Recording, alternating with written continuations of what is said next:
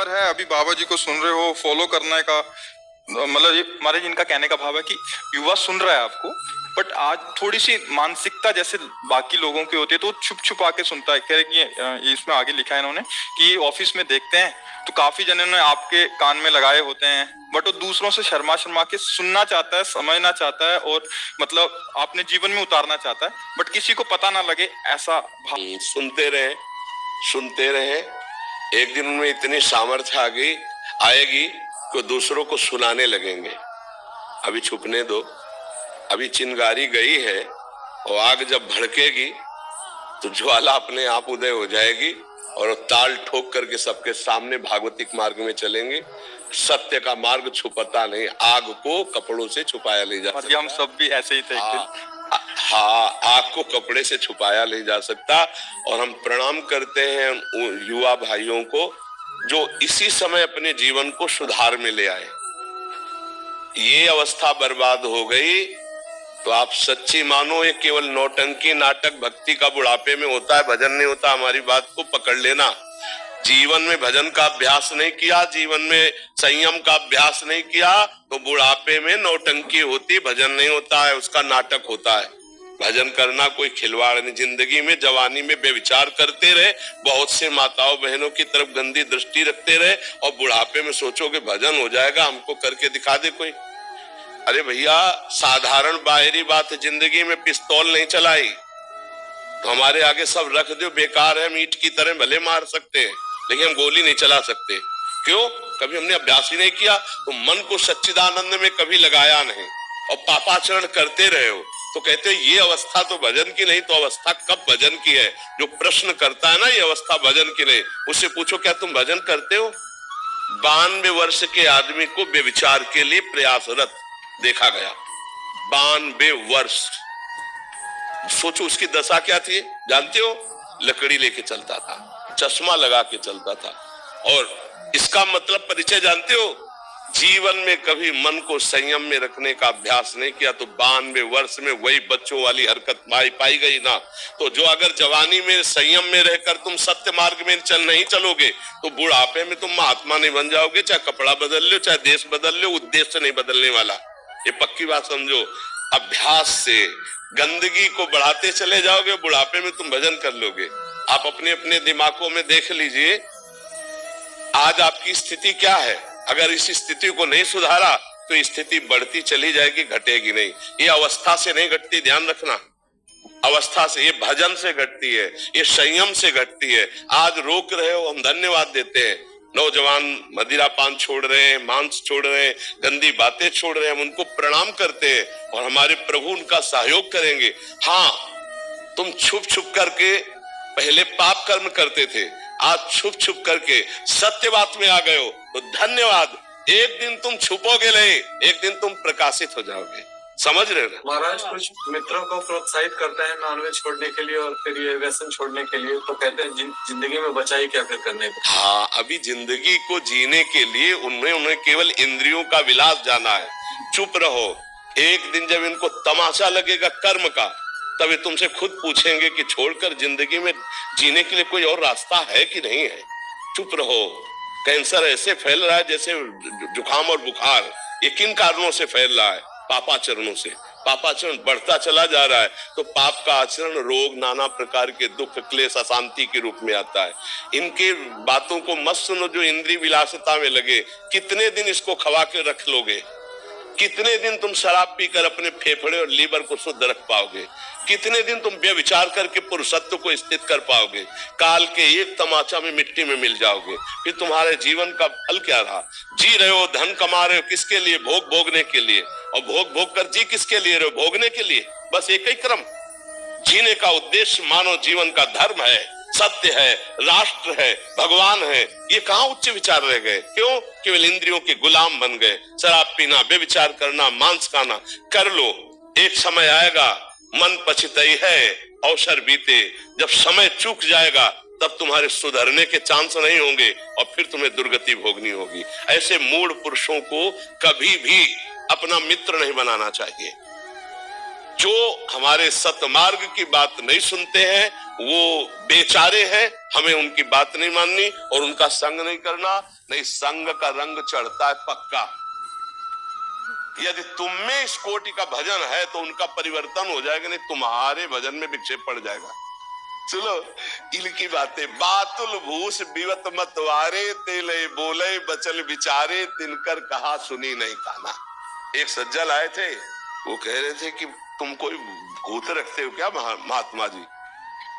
बोले क्लब जाते थे, सब करते थे, पता नहीं कौन सा भूत छोड़ दिया है कि हम जहाँ आ जाते हैं वही भय सब भय लगता है कि आपने मना किया है, आपने ये मना किया है, आपने ये मना किया है, चैन से जी नहीं पा रहे हैं जब से तुम्हें सुना, पता नहीं कौन सा भूत छोड़ दिया हमारे दिमाग में। तो एक कह रहे थे कि बहुत हिम्मत करके फिर शराब के ठेके गए, वहां देखा आप पड़े हो, फिर लौटे हो। तो अगर वो उपहास करने के लिए भी यहाँ आ जाए कि देखते हैं बाबा, तो परिवर्तन हो जाए। वो उपहास के लिए अगर सुनना शुरू कर दे कि हम मानेंगे तो नहीं, पर कहते क्या है बाबा हम सुन ले, तो भूत चढ़ जाएगा, पक्का चढ़ जाएगा दिमाग। परसों आए तो थे, हमने सोचा क्या ढोंग चल रहा है। हाँ। बट कह रहे कि एक बार सुना फिर तो सुनते रह गए और नाम जब छूट कि हमारे जो हृदय से प्रभु निकलवाते हैं ना, वो केवल मंगल के लिए, आपके मंगल के लिए, आपसे हमें कुछ नहीं चाहिए। सच्ची मानना, हमारा हृदय बस यही रहता है कि जाते जाते पता नहीं कब जाना हो जाए, डायलिसिस से शरीर चलता है, जाते जाते हमारे देश को कुछ मिल जाए, हमारी जनता को कुछ मिल जाए और वो स्वस्थ हो जाए, वो विचारवान हो जाए, उनका मंगल हो जाए। अब दीपक में जितनी सामर्थ्य है उतना ही जलेगा, हाइलोजन में जितना प्रकाश उतना ही करेगा, सूर्य में जितनी ताकत हो उतना प्रकाश करे, सब अपनी अपनी क्षमता के अनुसार करते ना। तो ये भागवती क्षमता है जो आप लोगों को परिवर्तित कर रही, भगवान निमित्त बना रहे हैं इधर और काम स्वयं वो कर रहे हैं। और पक्का जो उपहास करते हैं उनका भी मंगल होगा, जो आज निंदा करते हैं उनका भी मंगल होगा, कल वो परिवर्तित होंगे पक्का। क्योंकि जब हम स्वार्थ रहित होकर के ये बात करेंगे ना, तो वो उनके ऊपर चढ़ जाएगी और उनका मंगल करेगी, ऐसी घटना घटेगी, कोई एक बात मान लेंगे, पक्का समझना।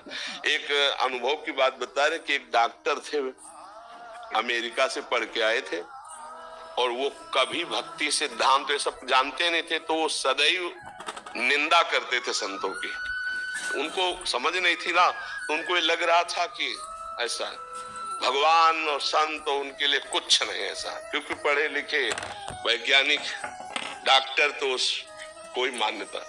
एक बार उनको समझाया गया कि आपको जो ज्ञान प्राप्त हुआ वो भी भगवान की कृपा से प्राप्त हुआ। आप जो अच्छे डॉक्टर हैं, आपको जो अंगों का शल्य क्रिया के द्वारा, ऑपरेशन के द्वारा पुनः जीवन प्रदान करना, ये भगवान की कृपा से आपको, वो किसी भी तरह तार्किक पुरुष किसी भी तरह नहीं मानता है। अचानक घटना घटी, एक्सीडेंट हुआ और उन्हीं की मेरुदंड टूट गए। और वो ऐसा सिस्टम है कि पूरा जीवन बर्बाद हो गया। एम्बुलेंस में लद के उन्होंने इच्छा जताई थी एक बार बाबा से हमें मिला दो, तो हितधाम में थे, एम्बुलेंस में वो नहीं आ पाए, रोड तक वो आए, रोड तक हम गए निकल के, रो रहे थे और कह रहे थे है भगवान तो मुझे बचा ले। अब मतलब इस स्थिति में थे कि करुणा उत्पन्न हो रही थी। हम कहा एक बात अब मान लोगे? बोले अब जो बोलो। कहा राधा राधा राधा राधा। बोले अब जब तक श्वास रहेगी तब तक आपका ध्यान और नाम, तुम का जहां भी रहोगे तुम्हारा मंगल होगा, और जब शरीर छूटेगा तो वृंदावन में कह रहे भगवान की तुम्हें प्राप्ति होगी, तुम निश्चिंत रहो, बस सह लो, ये कोई प्रारब्ध भोग था और तुम्हारा परिवर्तन इसी से होना था। तो जब कोई ज्यादा उद्दंडता करता है तो फिर उनका प्रारब्ध भोग उनको उत्तर दे देता है और समझाने की योग्यता प्रदान कर देता है। जब तक बल रहा गजेंद्र में भगवान को याद नहीं किया, और जब जाना कि एक ही झटके में ग्राह ले जाएगा तुम्हारी, तो जब तक अहंकारी को चोट नहीं पहुंचती अहंकार में, तब तक वो भगवान और संतों को नहीं मानता। और जब एक बार उस पर प्रहार होता है तब उसको समझ में आता है कोई भगवान है, कोई है जो विश्व का विधाता है। इसलिए आप लोग तो ये उनकी बातों में प्रभावित मत होना और उनकी चिंता भी मत करना, क्योंकि एक जगह ऐसी है जहां एक दिन सबको लौट के आना पड़ेगा। आज नहीं तो कल तुम्हारा दिमाग जब थकेगा और संकट में फंसेगा, तब तुम्हें नजर आएगा कि कोई है अगर तो ईश्वर है, वो मुझे बचा सकता है। पक्की बात समझ लेना। यहाँ स्वतंत्र नहीं, कर लो पापाचरण, जहाँ परिणाम आएगा तब तुम्हें ईश्वर की याद आएगी, पक्का आएगी। मन पछताई है अवसर बीते। अभी अवसर है तो मनोरंजन कर लो, अवसर हटेगा तो भोगना पड़ेगा। हमारी सबसे प्रार्थना है, आप लोग सौभाग्यशाली हैं, आप वृंदावन आए, आप संत समागम में आए, आप शराब मत पीना, मांस मत खाना, बेविचार मत करना, जितना हो सके वीर्य का संयम रखना और राधा राधा बोलना, आपको मंगल हो जाएगा। हमारी बात मान लेना, हम आपके ऐसे मित्र हैं जो आपका परम मंगल करने की बात कर रहे हैं। कोई स्वार्थ नहीं आपसे, आप हमारी आत्मा, आप हमारे प्राण हैं। अगर आप सही ढंग से चलेंगे तो इसमें हमको लाभ मिलता है। क्या लाभ मिलता है? आपको सुखी देखकर मुझे सुख होता है।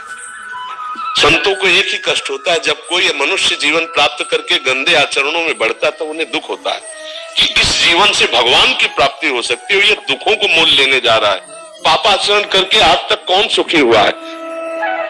अरे रावण जैसा कोई बलवान हुआ है क्या? बंदर ऐसे अपने पैर से उसकी खोपड़ियों में लात मारते जैसे फुटबॉल की तरह। तो मंदोदरी ने जो जब दशा देखी तब कहा, राम विमुख अस हाल तुम्हारा और रहा न कोकुल रोवन हारा। वो दशानन जब चलता था, बाजू ठोक देता था, लोग के लोग कांप जाते थे। आज उसके खोपड़ियों को इस तरह से अपमानित इसलिए किया जा रहा है कि भगवान से विमुख होकर चरित्रहीन हो गया। समझ पा रहे? ये सब रहे न रावण सम अभिमानी, हिरणा कश्यप सम वरदानी, खान विभव की खान जगत में कुछ दिन के मेहमान, भजले श्री भगवान जगत में कुछ दिन के मेहमान। इसलिए आप लोग तो गंदे आचरण मत करना। जो आ गए हैं उनका कल्याण तो जरूर ही होना चाहिए, और जो सुन रहे हैं भगवान उन पर कृपा करेंगे, उनकी भी बुद्धि बदलेंगे, और जो उपहास कर रहे हैं उनको भी बदलना पड़ेगा, आज नहीं तो कल। हाँ, उनके बदलने के लिए थोड़ी कड़वी दवा का प्रयोग होगा। जब उनके अहम पर चोट पड़ेगी तब वो भगवान को याद करेगा। अभी अहंकार है तो अभी थोड़ा मलिनता है। इसलिए आप लोग कृपा करके अच्छे मार्ग के पथिक बनो, दुख सुख दोनों बराबर सहो। दुख में भूलो नहीं प्रभु को, शोकित मत हो, और सुख में फूलो नहीं, अहंकार मत करो, सह जाओ। संघर्ष में जीवन मानव का होता है। भगवान अवतार लेकर ये दिखाए हैं। ऐसा नहीं कि दुख आपके ऊपर आएगा और दूसरों के ऊपर नहीं आता। दुख सुख दोनों का क्रम चलता रहता है। तुम एक वीर बनो, दुखों को सहो और सुखों को ऐसे फूल मत जाओ कि अभिमान करके दूसरों को दुख देने लगो, तो कुछ दिनों में स्थिति आ जाएगी। हम भगवान के अंश हैं, हर स्थिति के प्राप्त करने के अधिकारी हैं। ये इसमें ये नहीं चलता है स्त्री पुरुष जाति पक्ष, सब नहीं चलता। हम भगवान के अंश हैं, वही अंश है जो महात्माओं में है, वही आप में है। यदि आप उठे तो आप भी महात्मा बन जाएंगे। पैंट शर्ट पहने हुए आपको ऐसा जीवन हो जाएगा जगत मंगल करने वाला। इसलिए नशा न करो, बेविचार मत करो, गंदे आचरण मत करो, अपने बुजुर्गों की सेवा करो। दीन पतित जहां तुम्हें ऐसा अवसर मिले कूद पड़ो, उनकी सेवा करो।